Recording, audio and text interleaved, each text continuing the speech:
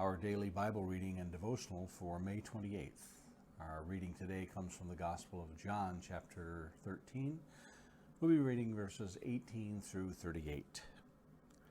I'm not speaking of all of you. I know whom I have chosen. But the scripture will be fulfilled. He who ate my bread has lifted his heel against me. I am telling you this now, before it takes place, that when it does take place, you may believe that I am he. Truly, truly, I say to you, whoever receives the one I send receives me, and whoever receives me receives the one who sent me. After saying these things, Jesus was troubled in his spirit and testified, Truly, truly, I say to you, one of you will betray me. The disciples looked at one another, uncertain of whom he spoke. One of his disciples, whom Jesus loved, was reclining at table at Jesus' side. So Simon Peter motioned him to ask Jesus of whom he was speaking. So that disciple, leaning back against Jesus, said to him, Lord, who is it? Jesus answered, It is he to whom I will give this morsel of bread when I have dipped it. So when he had dipped the morsel, he gave it to Judas, the son of Simon Iscariot. Then after he had taken the morsel, Satan entered into him. Jesus said to him, What you are going to do, do quickly. Now no one at the table knew why he said this to him. Some thought that because Judas had the money bag, Jesus was telling him, Buy what we need for the feast, or that he should give something to the poor.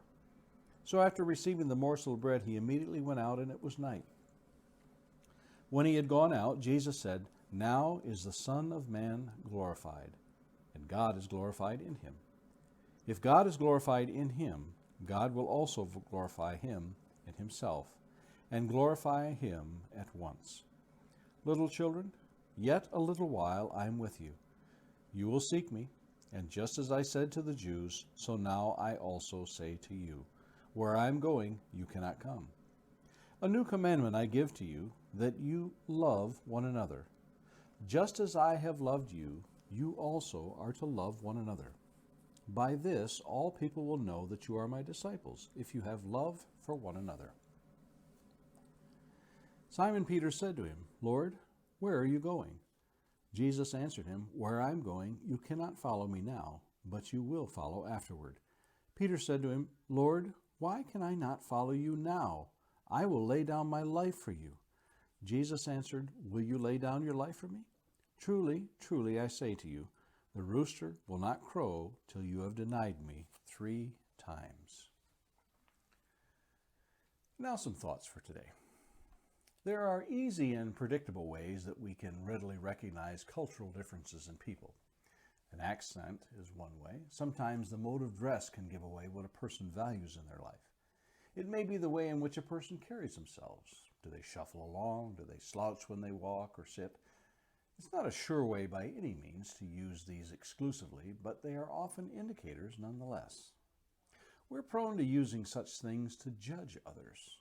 By judging, it is not meant necessarily in a negative light, but one in which we may make discretionary decisions. Employers are often called upon to make such calls when hiring someone to fill a position. Right or wrong, the impression one makes on first meeting is often the one that sticks in the minds of others. Jesus tells his disciples that when they love one another, this will be what will be the badge, so to speak, that others will identify them. When you think of it, this really will set apart many in the world today. When we set apart our differences and dislikes and focus on the love we ought to show one another, it will indeed be a remarkable action the world will take note of. Paul reminds the churches in Galatia of what can happen if this commandment is denied. We find in Galatians 5:14 and 16, For the whole law is fulfilled in one word, in the statement, You shall love your neighbor as yourself.